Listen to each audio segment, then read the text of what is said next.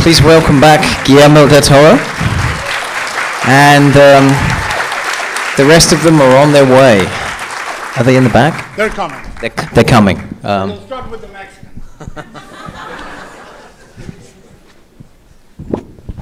The first Here they come. This is the scariest part of the film, me sitting in this tiny chair. The master of suspense. Okay, joining us are... Oh, there's Bailee. Yep. And Katie. Come on in, please. Katie Holmes. And fantastic. Bailee Madison. And where is the director? The man responsible for this, Troy Nixey. Troy is having some dessert. Troy's decided to stay for dessert. Oh, here he comes. I would smile more, but I have a piece of meat. We were having dinner. Let's give them all a big hand. Sorry, there's a lineup in the bathroom.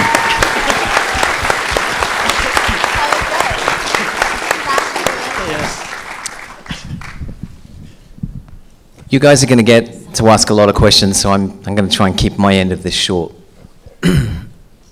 Hey, you.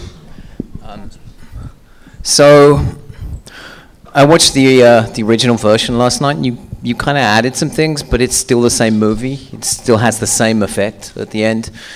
I think the obvious thing to talk about is the fact that you added a character, and you added a character who is the kind of character that's appeared in almost every movie you've made. So can you talk about the character that is still called Sally, but is now much younger? Well, the thing that I wanted to change it also, because obviously every story has been told, but the why and the whens and the whos and the whats is what makes them interesting. And I wanted to make it into this was written in 1998. Sort of like a silent revenge. We started developing it at Miramax with Bob Weinstein, and we wrote the first draft, and I rewrote it 2 or 3 times. And when I felt it was perfect, I turned it in, and they wanted to change it into this and that. And I said, you know what, I'm not doing it, because I just did Mimic, and I don't want to go through it again. And I said, have somebody else change it. And I left, and the draft that we ended, they changed it through the years. Decades. They had the creatures giant, raping, flying monsters, abducting women into the caverns. I don't know what the hell they were doing. And then when Miramax crumbled and they left Disney, I went back, and the draft we shot is the first draft, which was absolutely, I mean, there was no reason to change it. But the idea for me was making it a fairy tale, making it because I believe fairy tales were the cradle of horror tales. They have many things in common when you analyze Gothic fiction, but the reality is that the context is so different. When you have, in the first movie, the character was a powerless, almost pathologically abused, submissive woman, and I hated that idea, and I said, you know, the great thing is, what if by circumstance the girl is really resourceful, really smart, really powerful, but she's 11. She's not, nobody pays attention to her.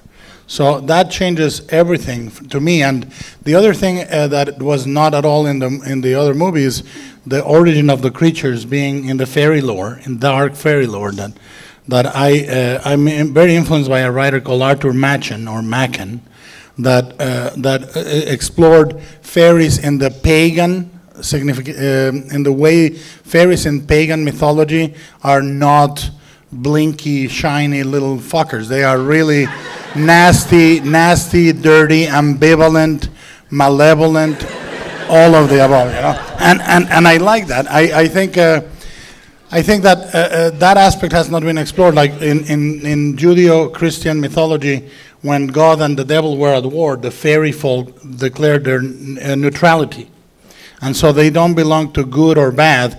They sometimes abduct children. They many times abduct them for decades and return them unchanged. I mean, it's a really interesting subtext in there. So it's not only the girl, is fairy lore makes it very different, and the friendship between the two characters.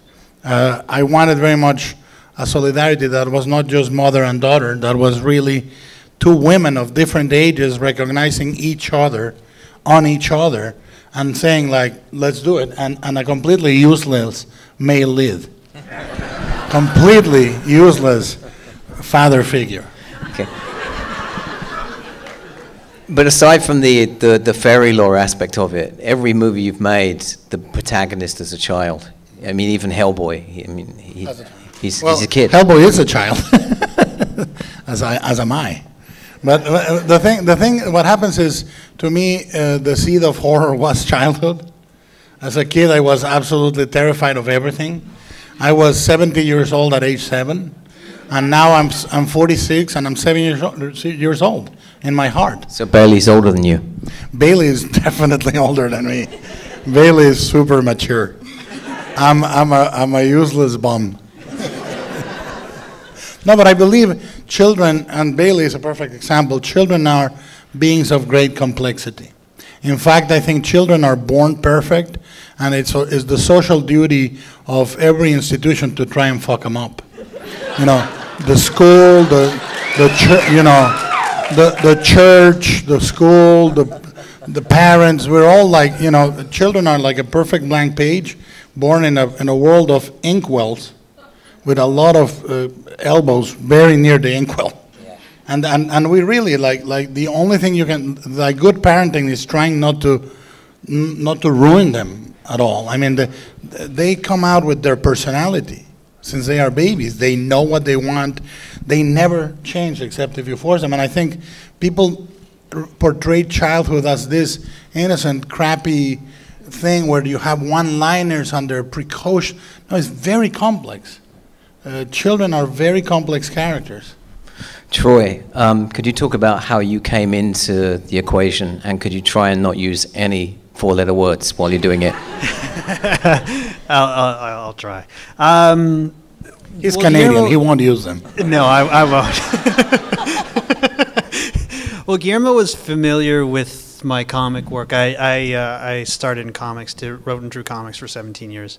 And I'd done a few projects with Mike Mignola, who obviously Guillermo's very close with. And my first passion, though, was always movies.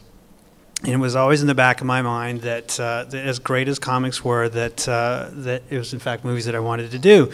And the only way to do that was to, in fact, show people that I was capable of doing it. And so I threw myself into a short film. And very early on, I had sent some concept drawings and pictures to Guillermo, who, through his public email address that he has, and he wrote back, was very encouraging. It took 5 years to finish, and then once it was done, showed it to Guillermo, and really, I think all I was looking for at the time was like, you know, thumbs up, good job. As I said, it took 5 years to finish, and got an email through a mutual friend of ours, very encouraging, but then our friend phoned back, is like, well, it gets better, he wants to talk to you, and gave me his phone number. I phoned him. He was in prep on Hellboy 2 at the time in Budapest, and I called him, and he said, yep, great, really enjoyed it. It was this, that, and the other thing. I have the script that I wrote, and I'm not going to direct it. Would you be interested in reading it? And I always joke that you could have knocked me over with a feather that day. It was sort of everything that you want to happen and imagine happening, but really, you know, you just don't think it's ever going to happen, and it did.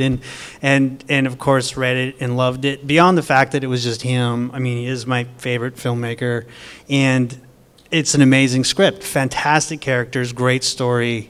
Great monsters. It's absolutely everything that you'd want to do, not just as your first feature, but as any feature. And that's how it started. That was the nucleus of it all. Why didn't you want to direct it? Why did I? No, why did I wrote it in 1998, and in the interim I did Pan's Labyrinth, and I felt superficially they shared a girl arriving to a new house, discovering a secret place, and I said, I'm not doing that. I really felt we needed another voice, and I really enjoy, I must confess, I enjoy producing horror more than directing horror. I really love the movies I do. I try to go counter to a lot of things, even if they are generically action or horror, and I thought this needs to work really like a horror film. I love producing The Orphanage or this because I can get the fun of seeing the audience jump, but I don't have to go through the exercise of doing the horror movie without experimenting with really weird stuff. I like going through weird places in the movies I do. So, a question for Katie: how did they drag you into this movie?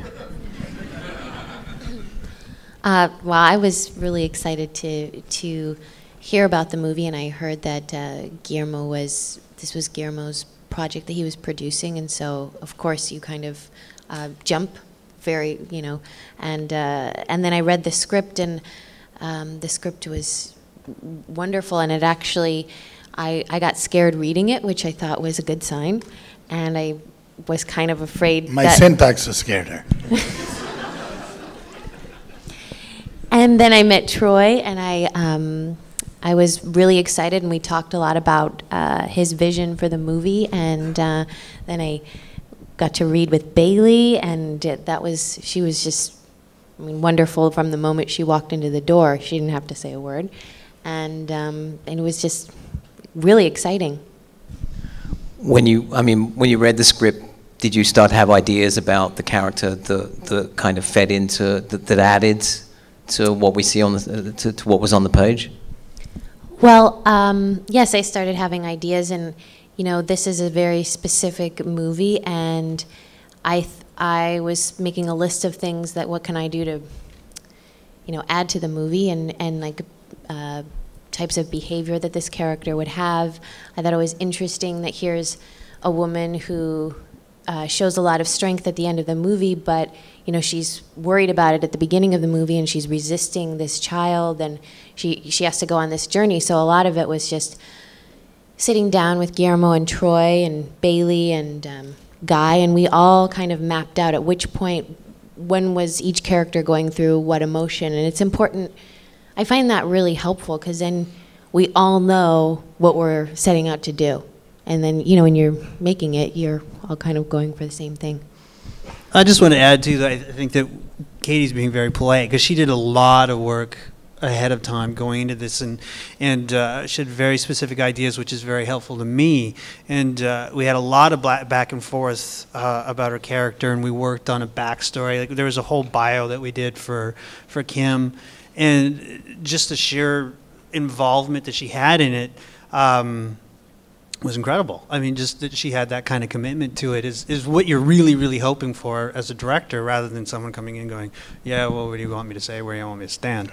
And it was so much more than that. And like I said, she was being very polite. She did a lot of work ahead of time.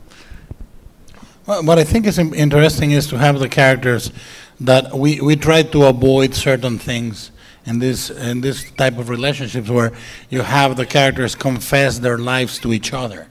I really, as a writer, we took great pains to avoid having the big reveal of what her terrible past as a child was, which seemed obligatory in a Hollywood movie, and in fact was one of the notes Miramax gave me on the first draft.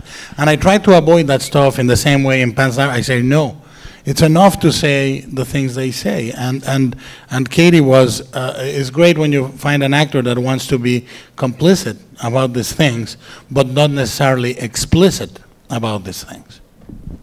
Quick question for Bailee, and then I'm going to turn it over to the audience. So, when you read the script, did you find it scary? And when are you going to do another horror movie?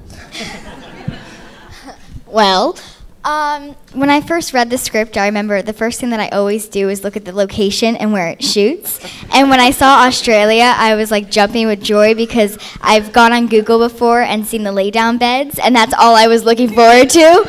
So once I researched about that and found out what the airplane would look like, I was... By the way, she's not because I was awesome or She's not anything. represented by a talent agency, but a travel agency. This was before I read the script.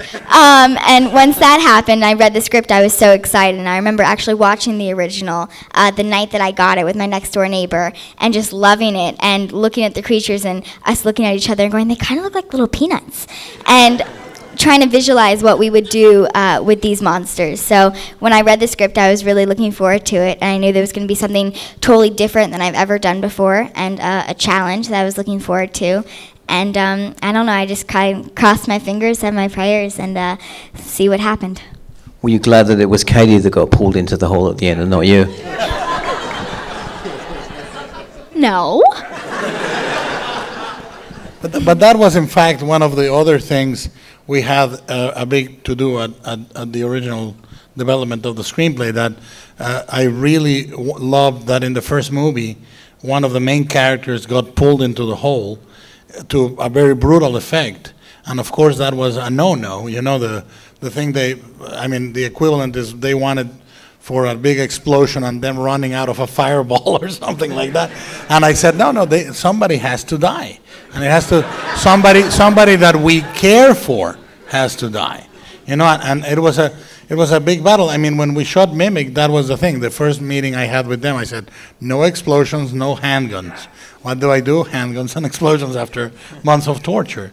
But we avoided it. I mean, this movie goes through, it is a horror movie that makes you feel a gothic thriller in the most traditional way, but it goes at it in a very non-traditional way. All right, let's get some questions from out there. Somebody in the back. It's always in the front row of the first question. It's no fun. Yeah. I just want to, the questions for Guillermo and also for the rest of the cast, just applaud them on such a wonderful job, very well done, and such a, it's so hard to always recreate something that's been so everybody knows and everybody thinks is so wonderful, and to recreate it and do such a spectacular job like all the actors and the director did. That was truly wonderful. And to Guillermo, I want to say that I really enjoy watching all his movies because he always makes women very resourceful, intelligent, smart, and K-A-S-S, you know what. Thank you. So, Thanks for keeping it PG. I really applaud that. I will not say anything else, I promise. Thank you. Do you have a question as well? I actually just wanted to comment that. Okay. Thank you so much. But I think that one of the things we try to do is, and you can see The Orphanage, you can see this, you can see Pan's Labyrinth, any of the movies, or Hellboy. I love writing strong women characters, and I hate father figures. I do, and I really, I am a terrible father. I'm pretty sure of that, But I think that it's because most of these narratives are male-centric, and most of the female characters are always victims. And one of the things is, when people ask me, do you find it morally touchy to write a girl in danger? I said, not if she's resourceful, because that's empowering. That's really, she really is. When you ask, the most touchy thing about a movie like this is the question you want to ask yourself in the logic police is, why don't they leave? And the great thing is, economically, I mean, I am a huge addict at reading real accounts of ghost encounters, and when you read an account from a middle to low class income family, like The Entity, for example, the famous account about The Entity, they can leave because they have all the money in the goddamn house, and, in the darn house. That was very soon after you just said that you were never going to do that again. Never, and they can't. And I think that's one thing. But what her character does is she leaves. She has the tragedy of being 11, so they bring her back. But the trick is to track the characters and say, how much do they know? And once the characters know over the tipping point, I mean, they know enough that no matter what, they would leave. If you watch the movie ever again, both you and Guy, they only decide to leave when it goes over the tipping point. But thank you for that. It was wonderful. Thank you. Gracias. Thank you. Thank you. Yeah, question there. That's me? Okay, cool. Well, you guys, Sean, Bailee, and Katie, thank you so much for that. And Troy, thank you for actually making it scared, which is something that we are all too disappointed in when we go into horror movies nowadays anyway. And you'd think that, me being from New York, I would be used to furry, great things running around. But I wasn't used to it. So thank you for kicking off my week-long I'm afraid to go to the bathroom tour. You're very welcome. One thing I wanted to Katie's character was dragged into the hole, and obviously at the end she joins the ranks of the fairies. Was the fairy that Sally smashed with the flashlight at the end Old Man Blackwood? You win $100. Question, let me repeat the question. Was the fairy that got the Sally smashed at the end with the flashlight Old Man Blackwood? Yes, it was. And it's funny because when we originally planned it, Survey says. yeah, we had sort of a much more thorough story and explanation of that. But as we started to put the movie together, it just made more sense to not really focus on that as much. But absolutely, that's who it was. If you watch again the likenesses, he looks a little like Blackwood, but and it was more fleshed out, and they talked and this and that. But when we put it together, essentially, when they act as a group, it's very hard to distinguish them. So we were wasting a lot of time into features that were, a lot of the audience was going to go over their head. But it is great. Thank you for noticing. Well, he was sitting pretty close. Yeah. Yeah. You mentioned Arthur Machen, but it also seemed like it might have been particularly because you relied on H.P. Lovecraft, and also were the creature designs. I know you design like everything. Were the creature designed for Troy? Yeah, in this instance, when Troy is a great draftsman, and he got together with two artists, Keith Thompson and Chet Zar, but essentially any credit to the design of the creatures has to go to Troy entirely. No, they're not cute in any way. Yeah, no, it was great because when I read the script, when I was immediately done, I started sending sketches to Guillermo and just really playing around with shapes, and as we got closer to getting the green light from Miramax, the three of us, the Chet and Keith, actually worked in Guillermo's house, his man cave, and I think we put it together in like four days. I think 3 we had days, it nailed. 3-4 days. Yeah, it was nailed. But the thing is, we agreed before we started. We agreed that we were going to be respectful to the quirks of the original design, because the original design was at the same time incredibly silly and incredibly scary, because they were furry creatures with like peanut heads, as she said, or wrinkled peanut heads, and we said they were very unsettling. So we made them scragglier. Troy brought all references from the ugliest Chihuahua ever born, and like mole rats and stuff like that. But we agreed on. I think the only thing I had the idea was the sphincter eyes. Yes, sphincter is a technical term, by the way. Yes. The sphincter eyes were in fact Guillermo's, because the idea is, the light sensitivity, that the sphincter would sort of pull the eye either in or push it out depending on the Nice. darkness. Or Just it's good for the kids. It's good for the kids. These are the long conversations we would have at his place talking about sphincter eyes. But the wink and the nod to Rhode Island and Lovecraft comes from Dreams in the Witch's House, where you have the little rat character with the face. I thought it was a nice little wink. Yeah, you furthest back. I really appreciate the subtlety that you put into the fairy mythology throughout it. You didn't really overstate things. You had the fairy ring.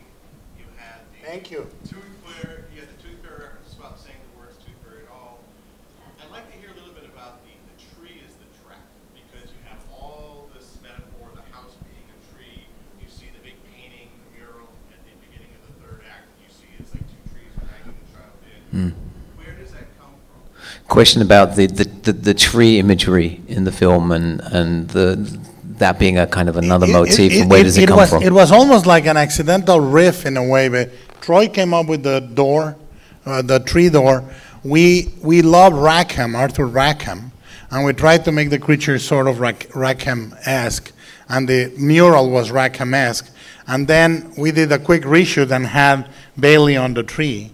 But it was really a riff, more to do with the inspiration of Rackham than anything else. Yeah, I mean, because of him being a naturalist, a painter of wildlife, I really focused on the house being that. The idea was to pull the outdoors in, the idea of the stained glass windows, all the autumnal colors, the light pouring through the stained glass so it almost looked like a forest floor. And so just flipping that idea, the fact that his house was essentially this beautiful wood home, that the images, the scary stuff should flow through. And so this idea, it was just sort of something we were shooting around, and it's like, well, yeah, of course, we got to pull that into it as well. But it became an accidental riff in a strange way, I must admit. I wish we were far more intelligent than that, but it was a riff. Yeah. The fearsome little creatures with the sharp objects reminded me a lot of another 70s TV movie, Trilogy of Terror. Yes. And there's a little absolute plagiarism moment where she's trying to grab the blade, and she can't. I mean, when I was 10 or 11, the two movies that I saw almost back to back was Don't Be Afraid and Trilogy of Terror. And when I saw the Zuni fetish go, die, die, die, die, die, and something for what makes these creatures are little unstoppable, absolutely merciless little bastards. That's a good word, bastards. And I'll let you slide.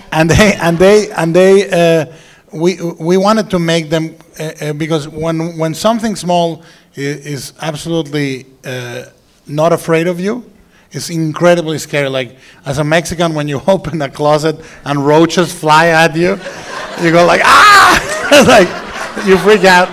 And the fact that if a big thing is pursuing you, you lock the door. But if a little thing, it goes under the door, above the bed, under the bed sheets. I mean, it's really the creepiest thing is something running up your pants or into the bed. Is like ultra creepy, and I think that made the creatures unstoppable. Yeah. Yeah. I have two questions. One, how do you feel about the MPAA turning from PG-13 to a rated R movie? And two, is there symbolism with the spiral that inside the front beginning of the movie? Two questions. One, how do you feel about getting an R rating? And two, something I didn't actually understand. Yeah. Oh, the spiral in the drawing that she's doing at the beginning. Where's that thank come you from? for noticing that. I mean, I think spiral is in Pan's Labyrinth also, and the idea is, I think, is a trip to yourself. It's like a journey into herself. It was the idea, and the MPAA giving it an R. I actually like that. I like that. I think is, thankfully we have Bob Burney. I mean, we have and Janie in Film District saying, let's do it an R. I mean, most other distributors would go and say, let's cut it. Let's go back to the PG-13. But we have, everybody praises always how brave filmmakers are. I say, what is great is when distributors are brave. When they say, let's keep it as an R. I mean, I think this movie mutilated into a PG-13 would be a shame. It's not overt, it's not gory, it has every right to be scary, and I think we need to make like the scary pride parade and say we want to be super scary, and we don't have to be ashamed of it, like PG-13 I think is the refuge of many cowards. All the way in the back. Sorry? Did you have any particular lines as one of the scary voices of one of the little critters? What was it? Say that again. What's Guillermo? What? You have a credit as one of the voices. Oh yeah, Sally. Yes. I always do creature voices in all my movies. Everyone. I'm part of the creatures in Mimic, Hellboy, Devil's Backbone, Blade, all of them. Pan's Labyrinth, I'm the Pale Man, and the Frog, both. His line was the one with the accent. That's typecasting as far as my wife is concerned. but I try to do that because it's easier for me to do the voices than to explain them to actors. So I'm the guy that is on top of Sally at the end and goes, Sally. but I'm also a part of the chorus. I'm the breathing rooms. Like every time she enters a room and you hear, oh, that's me. Little chirpy noises. Saves a lot of money too. Saves a lot of money. I'm the cheapest. I'm again exploiting a Mexican man. Shameful, shameful. In the middle there, yeah. I found the main emotional arc of the film, the movement of the Kim character to doing an ultimately maternal act at the end, and the movement of the Sally character who starts off really as a motherless child, whose mother has sent her away, to having a mother who, in the Kim character, who does this act and who stays, in her mind. Yeah. And I'm wondering, it seemed very deliberate in that movement. And I'm wondering what you think of horror as impacting on that. Is that whether that you think is the best medium to really move that forward? Is that for me? I think it's For the three of us? For the four of us? How the two of you moved through that, and also Guillermo, if you thought of that and find the horror. I mean, I think that's an element in all of your films. I think family is the source of all horrors. I mean, I think it's also the source of all joys, admittedly, but I think that is truly the source of the primal destruction of the self, and I always I admired very much the way Hitchcock articulated the tensions between the characters in The Birds, and how all that tension, and I love the idea that if in fact, like Goya says, the sleep of reason produces monsters, and the monsters live in the depth of our id, then what is great is that antagonism between the characters the girl essentially liberates the creatures, but at some point, what the fuck was it? Understandable. The fact is at some point, what I love is at some point she lets the genie out, and at some point she would love to recall it, but she can't. But essentially there is a sub Freudian piece of writing in there that is she wants her gone and she wants her dead. And at the end, in spite of her reason, she kills her and gets her dead. So I mean, fairy tales have always a Freudian little pulse underneath that is very useful to articulate these things, and the creatures become an articulation of that aggressiveness, but then their better self prevails on both of them, and they find each other. But that was incredibly calculated in the structure and the writing of the piece. Well, it as well, because I mean, Sally would not have gone on to become the person that she would have gone on to be for the rest of her life without something as tragic as Kim's death. And Kim recognizes Sally in herself, blah, blah, blah. But we also try to make the mother, for me, the worst monster in the movie is the mother. That is not on screen. When she calls her and she's in a sashimi party, Stuart, the sashimi. Yes, darling, go die. I mean, this is... And Hitchcock does that a lot. Hitchcock, the characters talk about their mothers. When you watch Shadow of a Doubt, The Strangers on a Train, this and that, the mothers are terrible figures. And I love that he says she medicated our dogs. There's this stupid, silly answering message in the answering machine. The fabulous Sally, who you fucking sent away. Sorry. But anyway, you guys, go ahead. Sorry. I will not curse. Well, I think that the structure of this script really lended itself to revealing these emotions between these two characters, and the stakes were there. And I think whenever you have high stakes, then you can really share things in a not so obvious way, and such as growth of a relationship and things like that. And what I love about Guillermo's movies is, like you said, that's the strength of the female characters, and I love seeing that on screen. And so, this is the perfect medium for that. Without touching on sensitive ground, you yourself have had the experience of becoming a mother to children that were not your own. And so did that attract you to the role, or did you draw upon your own personal experiences of being a mother to a child? Well, I think... or becoming a mother to a child? Absolutely.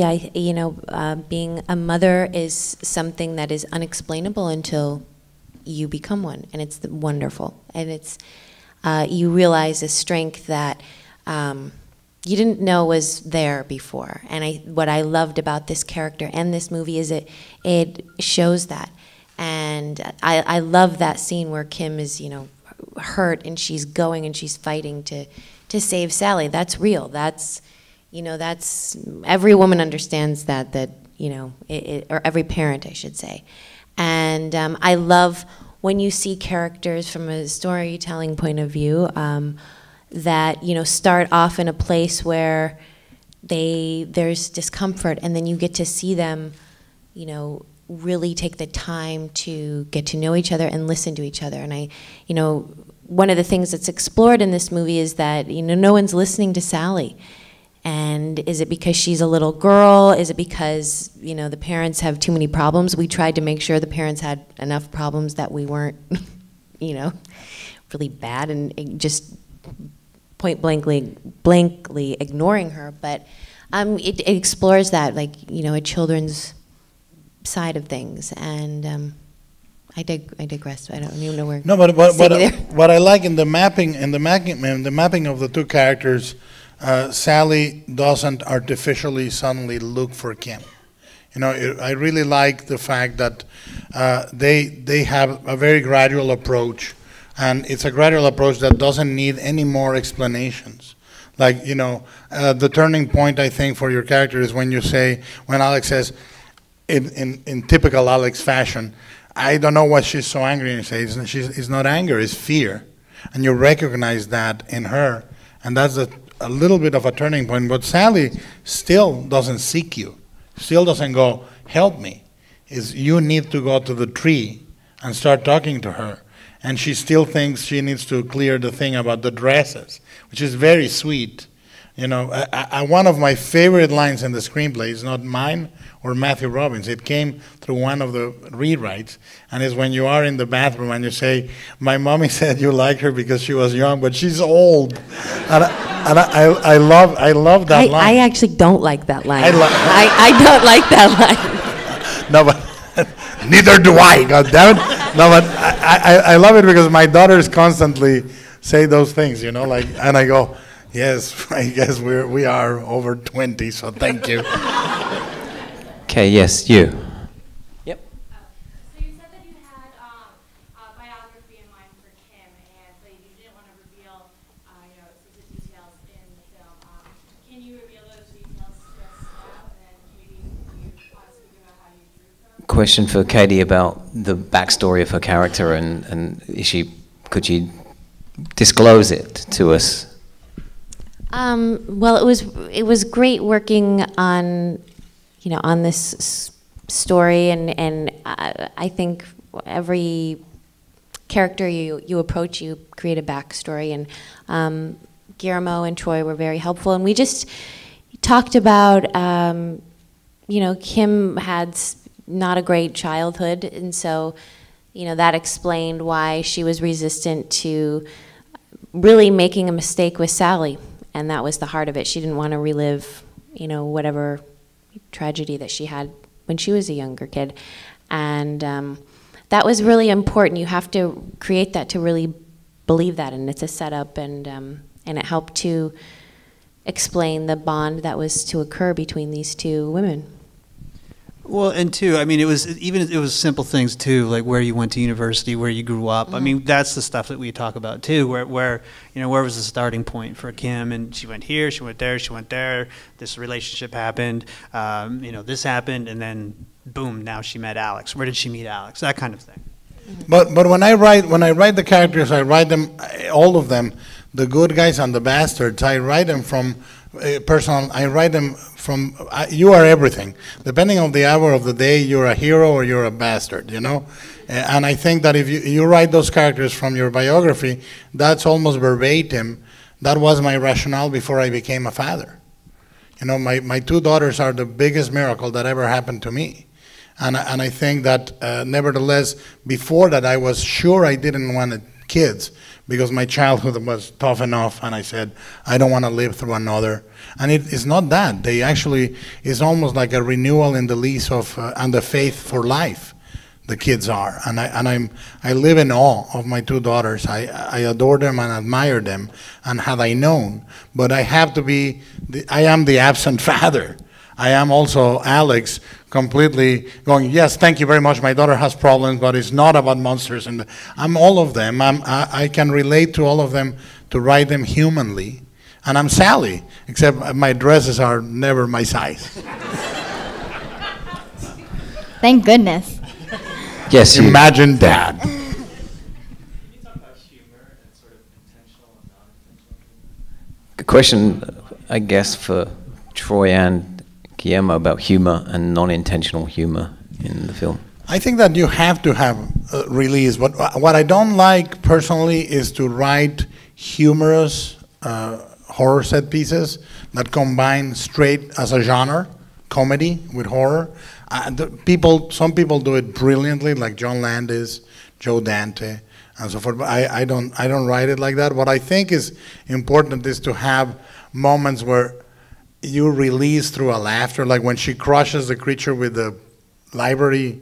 It's like, yeah, you know, like, and you laugh because ultimately it reminds you how small they are, or the crushing with the flashlight, or Bailee has one of my favorite moments is when her backpack hits the wall and you hear like this heavy tools, and she says, "It's my dolls." And you know, I think it's very important to write those things in, but not as a genre. I don't like mixing comedy and horror. Well, there's that one line that I really like. It's the apple pie line. Yes. After that big, tense moment between Alex and Kim, and then Alex has brought a slice of apple pie at the end of it. And to me, that just perfectly sums up how real that their life is, because it's just, you have this moment where they have this really bad argument, and that happens all the time. And at the end of it, he gets a piece of apple pie, because that was just sort of the setup at the beginning of it. But it was just, you know, it's like, yeah, real life. You know, you ate dinner, now you're dessert. That's a very nice single shot scene. And what is beautiful is that the argument starts with the apple pie, and at the end is the goddamn apple pie. But no, I think humor is important. But if it happens involuntarily, God bless. But I would try to do it voluntarily. We've got time for a couple more questions, unfortunately. So, oh boy, suddenly there's 50 people who have questions. You know, all the way in the back there. I'm pointing at you, mate. This is for Katie and Bailee. How did you guys as actors, you know, these creatures are not on set with you, they're computer generated. How did you, your fear is very real on screen. How did you make it real? And what's the technical process? Do you have Troy yelling, now they're grabbing at your hands and now they're pulling your hair? What happens on set? Well, first I'm going to say that Bailee is an incredible actress.